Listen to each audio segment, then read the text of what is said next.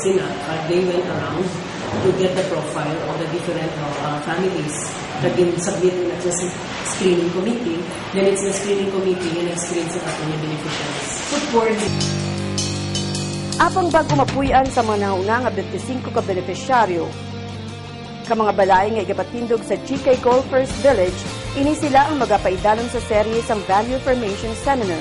Agud-gudigan sila magpreparar para sa bagong magdagway sang ilaman kabuhi kag responsibilidad. Subong man, mga oportunidad kag mga pagpanghangkat pa nga ila paga-atubangon. Sila din. Sa home activity, when we end this 5-day Bayani Challenge, there is what we call beneficiaries. So the beneficiaries, hindi naman automatic dayon mo, no? Realistically speaking, of course, the houses will not be finished totally. So what the GK template always shares with everyone sa community, especially sa mga beneficiaries, is that we need to have, we are requiring them what we call the sweat equity. Ang inang kung mag-apprentice, kita ba kung may number of hours kita mag-apprentice, sa ilaya, pabalhas, na may number of hours requirement for pabalhas. Because they need to also build their rules. So that there is a sense of pride and ownership na they built their own home. And then the second one, the second requirement is that what we call the values formation. Every Sunday for the next 3 months, they have to undergo the values formation. Ang topics natin is love for God, love for country, loyalty, respect. So everything that is about character building. So that danay na sila tanan, no? Because you see the beneficiaries come from different places. So that when they come together, it's going to be a really large adjustment sa community life. So we try as much as possible sa mga caretaker team and the Gawad Village template that we teach them how to respect each other, to help each other, ang mga goodness ng character. Para matauhay, we would like to have the mission of each GK village na matauhay na siya safe. Kung mag-agi, kada ako magkanto, kada ako hindi ka magkanto. Magluwa sa tinutuyo nga pagpatindog sang balay para sa mga kubos kag wala sang duta. Bayani Challenge 2013 ang nagatuyo man sa pagpalapnag sang kultura sang pagigugma kag pag-ulikid sa tunga sa mga volunteers kag beneficiaryo. Ginalauman man sa sining aktibidad, mapabatsyag ang kaimportansya sang volunteerismo sa pagbungkag sa mga walay katarungan nga estruktura nga nagapadayon sa kaimulon kag inespisya sa Pilipinas.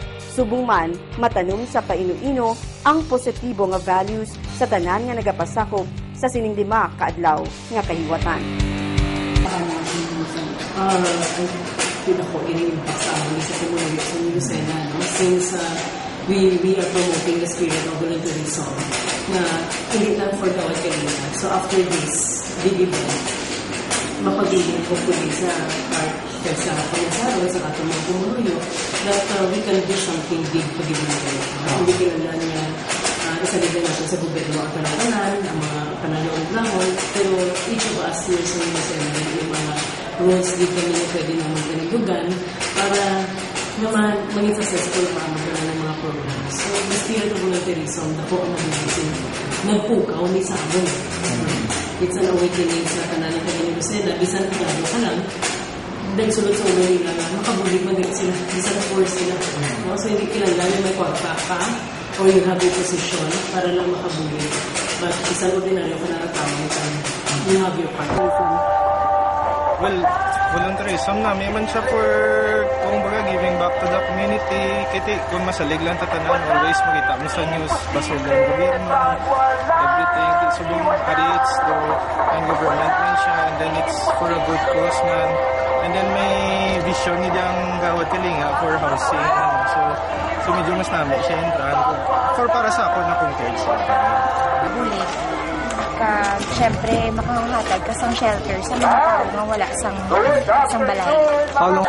Para mabala sa may experience kung ano ang tawag na bahay kalinga, kung ano lang ay bati ko, kung ipanaw pala sa may mga pigado nga wala buka, nga wala balay.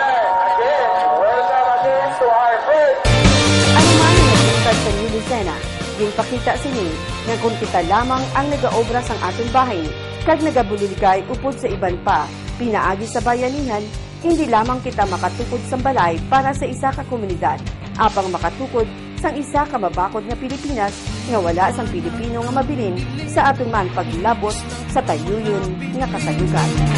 It was one town for the Bayani Challenge, wherein thousands of volunteers will flock together to build a community. This year, it's 37 towns, 100,000 volunteers registered to build several communities for the families, for the poor families to have a better future. This is like a miniature of what can happen if all of us, our concerted efforts, we have our time, our effort, our talents, all of us, all of that put together will make a first-class Philippines. Philippines, our country, our children will be proud of. No? So, ang Bayani Challenge, though miniature ni siya of what can really happen if we are one as a nation, if we give off our time, our talent, our resources, if we can build 37 communities in 5 days, in 37 towns, what if you multiply it to millions of us making an effort there? Thank you. Sandig sa kadalagaan sang karon nga tuig nga Bayani Challenge, suno kay Philippine Information Agency Director General kay Presidential Communications Operation Office for Special Concerns Chief Jose Marie Ocariña nga nagtambong sa closing ceremony sa kayuwatan sa Lucena, pagahiwaton ang Bayani Challenge 2014 sa 300 ka mga banwa sa puso.